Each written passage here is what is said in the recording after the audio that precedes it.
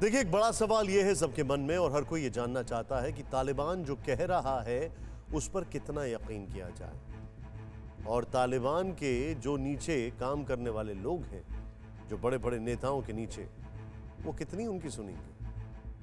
खबर है कि काबुल में भारत के करीब 500 से अधिक लोग अभी भी हैं।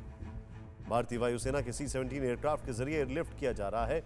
सोमवार को भी करीब 46 लोग वहां से वापस आए और आज करीब 150 लोग वापस आए। भारतीय राजदूत RS टंडन भी स्वदेश लौट आए हैं।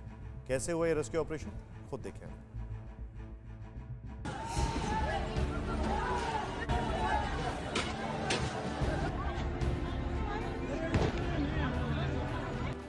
तालिबानी दहशत और अफगानिस्तान के बिगड़ते हालात के बीच काबुल एयरपोर्ट पर आज सुबह भारतीय वायुसेना के विमान में करीब 150 लोग सवार हुए।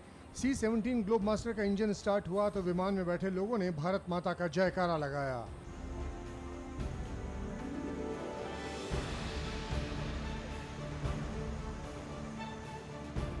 इस विमान में भारतीय दूतावास के कर्मचारी, वहां मौजूद सुरक्षा कर्मी और कुछ भारतीय पत्रकार भी सवार थे।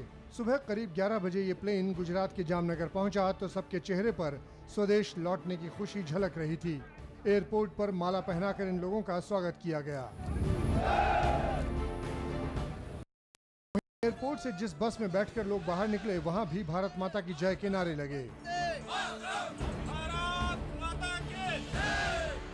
दरअसल काबुल एयरपोर्ट पर बिगड़े हालात के बाद वहां विमानों का संचालन बंद हो गया था।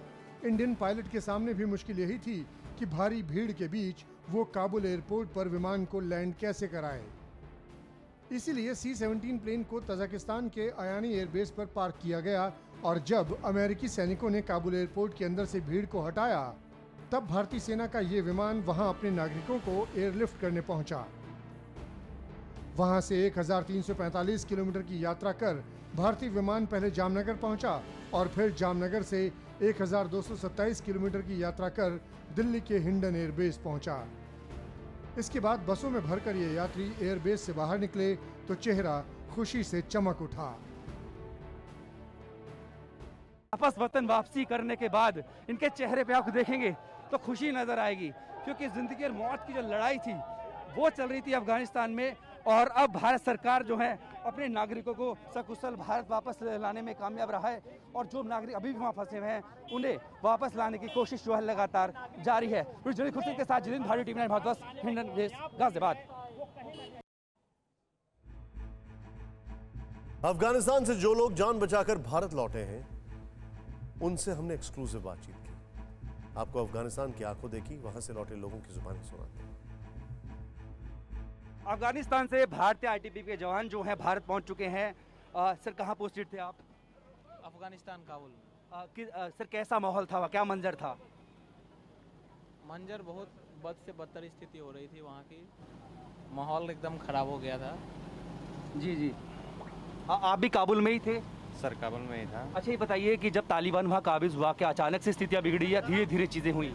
नहीं सर, एकदम से अचानक से बहुत तेज़ी से स्थिति बिगड़ी, तो यही सब हो रहा था वहाँ पे। जी सर, आपका नाम, कैसा लग रहा है वतन वापसी? मेरा नाम हेमराज प्रजापति है। वापसी में बहुत अच्छा लग रहा है, बहुत खुश हैं हम अपने भारत देश में आकर के। बहुत अच्छा लग रहा है हमें यहाँ पर आकर। ये बताइए सर, कितने अपने साथी और हैं वहाँ पे भी? अब कोई नहीं है वहाँ पे, ये अंतिम हमारा पूरा दूतावास और सिक्योरिटीज पर्सनल सभी वापस आ चुके हैं। जी जी। इस समय हम सारे भारतवासी जितने भी थे वहाँ पर जो दूतावास में मौजूद थे वो सारे स्वदेश वापस सुरक्षित लौट चुके हैं। जी जी। अब वतन वापसी हो गई है आपकी, क्या कहेंगे आप बताइए सर? सब भारत सरकार पर गर्व है हमें और भारत माता की जय, जो हम लोग अपने देश पर सुरक्षित पहुँचे हैं और पिछला समय काफ़ी टफ रहा है और अभी हम सुरक्षित हैं। थैंक्स। एक बार वतन वापसी हुई है, भारत माता की जय हो जाएगा। भारत माता के, भारत माता के। तो ये तमाम वो जवान हैं जो अफगानिस्तान में थे और इतनी मुश्किल हालातों में भी जो है इन्होंने अपने जो अंजाम दिया, सिक्योरिटी और बनाए रखी और भारत सरकार इनको वापस लेके आई है। सर आप कहाँ पोस्टेड थे? मैं काबुल में पोस्टेड थे। किस तरह के हालात थे, क्या वो बता सकते हैं? वो पल के सिचुएशन बहुत ख़राब थी। हम यहाँ पे पहुँच गए सही सलामत। मोदी जी को धन्यवाद कहता हूँ। मोदी जी का धन्यवाद। आप क्या कहेंगे मोदी जी को? घर वापसी ले आए आपको? घर वापस ले अच्छी बात है, खुशी की बात है। सही से पहुंच गए, अपना जो भी साथ लोग हैं वहाँ एमएससी का, हम जितने भी ये लोग हैं हमारे भारतीयवासी सही सलामत पहुंच गए। इसके लिए बहुत बहुत धन्यवाद भारत सरकार को।